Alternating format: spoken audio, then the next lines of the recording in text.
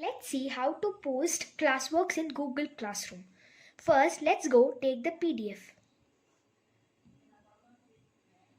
Share option, and then you may click Google Classroom. Attach to assignment. So I am going to submit my English holiday homework.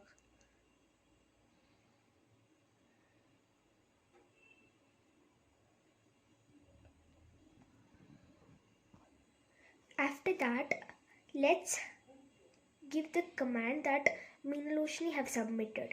After submitting, you can give the send option so it may send. After that, let's give hang in. So the work has been submitted. Next, let's go to class commands and then type here